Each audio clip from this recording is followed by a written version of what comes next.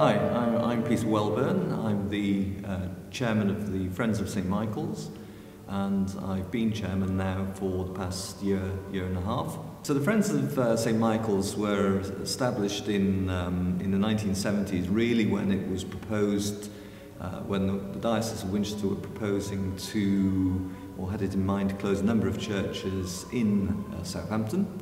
A group of people found this quite a sort of bizarre idea, given that this was then and is now the oldest, probably the oldest lived-in building in Southampton.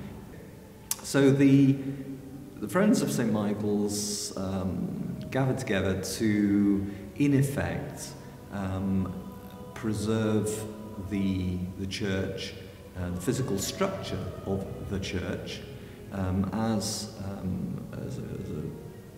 major historical structure, building, call it what you may, in the centre of Southampton, the very centre of the historical part of Southampton. St Michael's is probably the oldest building in Southampton which has been continually in use since Norman times. And for the whole of that time, it's been a place of worship. People have come here not only for regular Sunday worships, but for the important moments in their lives, such as the baptism of their children, to celebrate their marriages, to say goodbye to their loved ones. So it's really been at the heart of people's lives in the old town of Southampton. Let us pray to God, the Lord of the harvest, in all things. As you have blessed the church with abundant grace, keep her faithful in the offering of word and sacrament, knowing that all things come from you and return to you. Send out your labourers to gather the harvest of the world, that all may know the riches of your love. The Friends organisation began a little bit over 30 years ago, at a time when St Michael's was threatened with closure, and a group of committed, enthusiasm and resourceful people said, this isn't going to happen.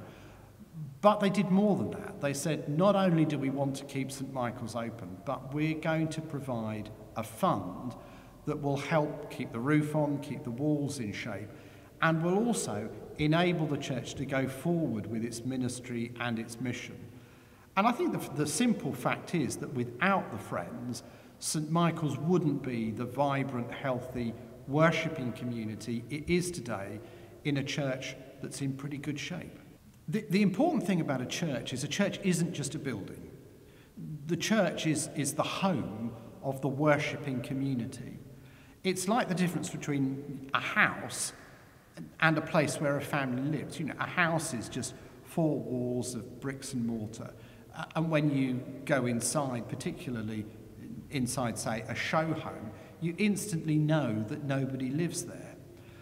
A church building is the home of people who come to worship. And that's why, you know, churches that are used regularly are sometimes a little bit untidy. The scratches on the floor, you know, the paintwork sometimes flakes a little.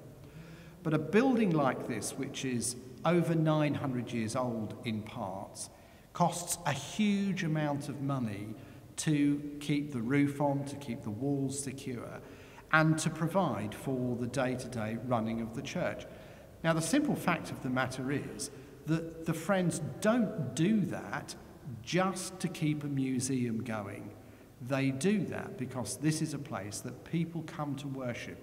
It's the centre of their life. So people still come here Sunday by Sunday. People come here with their babies. People come here to be married. People come here to say goodbye and farewell to their loved ones. It's still at the heart of people's lives, but without the Friends, it would be really difficult to keep it going. Within this building is a time capsule. It reflects centuries of people's living activities. Beneath these floors are the remains of many of those illustrious individuals. The walls are testimony to what has gone on before and the fantastic achievements and lives and very rich, dynamic existences which people have lived here in Southampton. But the important thing is to realise that this is all part of a continuum, and the Friends, in what they do, are there to do their best to ensure that this continuum it goes forward. But we rely upon and we depend upon the valuable inputs which everyone of all generations, ages, colours, creeds, religions, denominations can give to this illustrious building here in the centre of Southampton.